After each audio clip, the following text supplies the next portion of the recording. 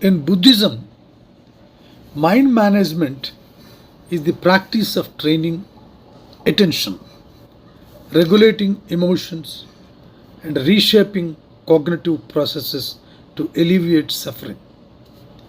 Rooted in introspection and structured meditation, it uses practices like samatha, calming, vipassana, insight, and metta, loving kindness, to transform everyday reactivity into emotional resilience, peace, and clarity.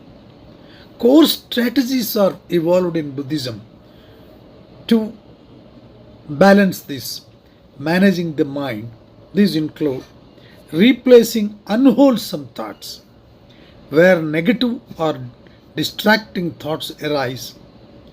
The practice involves intentionally redirecting attention to wholesome thoughts like compassion to break the cycle of anger, prajna, karuna, and all these things will be observed. Non judgmental observation. Rather than identifying deeply with fears or anger as personal failings, Buddha observed mental states with discerning rather than judging mind. Discerning rather than judging mind, treating suffering objectively. Treating suffering objectively. The Noble Eightfold Path, as all of us we know, the mental development aspect rules on right effort, cultivating a positive, balanced attitude. Further, in several schools of Buddhism, Buddhist thought, let it divide into several schools, a wonderful concept has been developed, that is single-mindedness. Single-mindedness is described in Pure Land Buddhism, achievement of one-pointedness of mind or single-mindedness is an absolute necessary condition for achieving in the Pure Land, rebirth in the Pure Land. In this day and age, we come across many people who do not try to concentrate at all, but recite things, recite the names of the gods, Buddha, anything, with a scattered mind and languid voice. As a consequence, we find very few persons whose efforts have succeeded during the lifetime, and occurrences of wonderful response at the time of exit from the world to have that harmony and peace. For this reason, it is made a special effort to explain, to practice here that single-mindedness.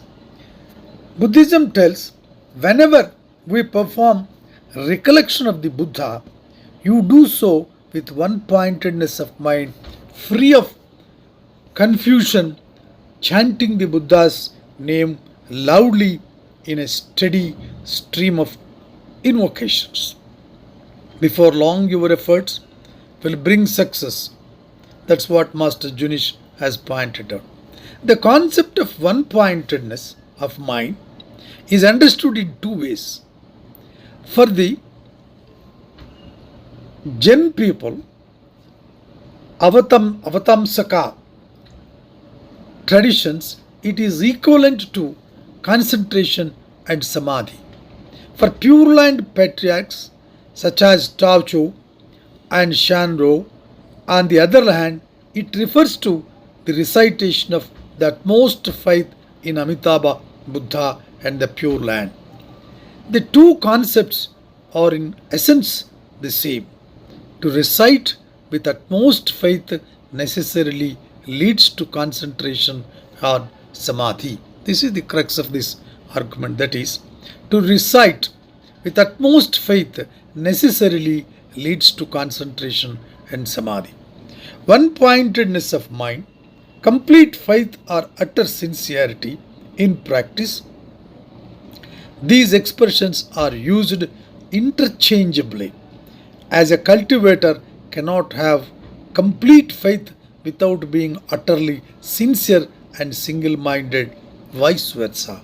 This is the wonderful philosophy Pure Land Buddhism tells. In the Meditation Sutra, the Buddha taught that if a person on the verge can recite Buddha's name 10 times in a single-mindedness, he will have a rebirth in Pure Land. The Pure Land, as all of you know, Pure Land Buddhist sect is considered to be the highest level of the attainment of Samadhi. The passage raises several questions pertinent to Pure Land teachings that require clarification.